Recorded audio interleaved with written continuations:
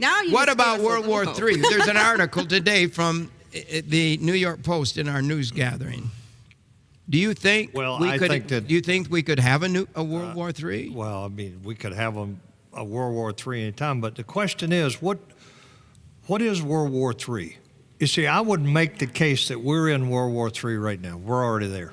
Right, because it And looks different, right? That's right, but it's not the tank against tank that we had in World War II Yeah. or the jungles of Vietnam. This is a war being fought by other means. It is an economic war. Stop and think. You want to destroy the world. You want to control the world. Control the economy. Yeah. Control the global economy. 2008, there was a run on our markets. And remember, the Congress stepped in 2008 and shut the markets down. Yep. Well, that was cyber warfare, probably the Chinese. In fact, the study that was done on that was probably the Chinese. If they can shut our markets down, if they can manipulate our markets, Right. they control us.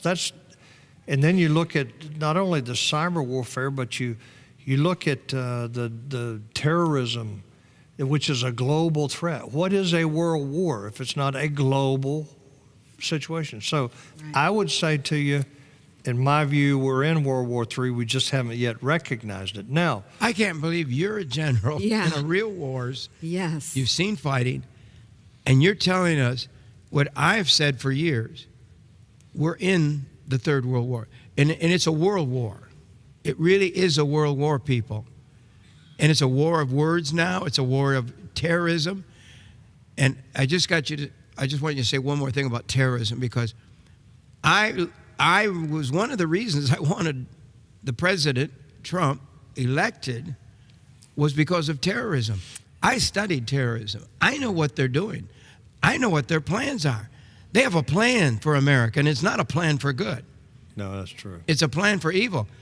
They're going to destroy like malls all at once, maybe 100 of them all at once with bombs. Day of Jihad. They'll close America down. We're not ready for that. No. People will be so scared to go out and shop again if that happens. And they say they're even here in America now. Have you had any Of knowledge? course they're here in America. Yeah. Yeah, of course. Yeah, but we need to open the gates more to let more in, don't we? Yeah. That's being facetious. Well, I'm sorry. you've had Brigitte Gabriel here. You've had John Guandolo here. Yes. I can't tell you anything that they didn't tell you, and we're all very close friends. So, But is anybody listening? well, that's the question, and I think that there's a more of an inclination now with Trump in the White House to listen to what they're saying.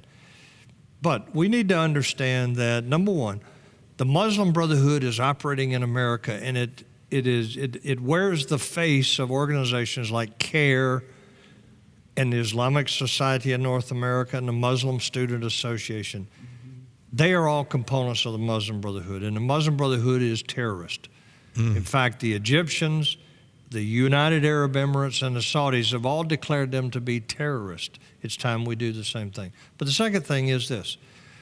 If you go down and talk to Border Patrol agents, they will tell you that what's coming across that border there is not just a poor Mexican day worker.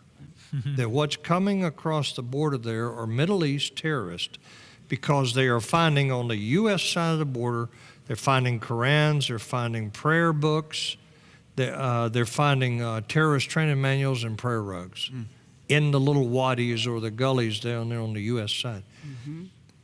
That means they're coming out of Mexico into America. Now, for what purpose? Well, they're going into these cells. After San Bernardino, I went out to do a leadership training for the San Bernardino County Sheriff's Department. And I pulled one of the sheriff's deputies aside and I said, "Are you worried that there are more cells like that one in San Bernardino operating in your area?" And they looked at me and they said, "General, we're worried that there are cells like that all over this country. And our Border Patrol is seeing them come across that border and they can't stop it."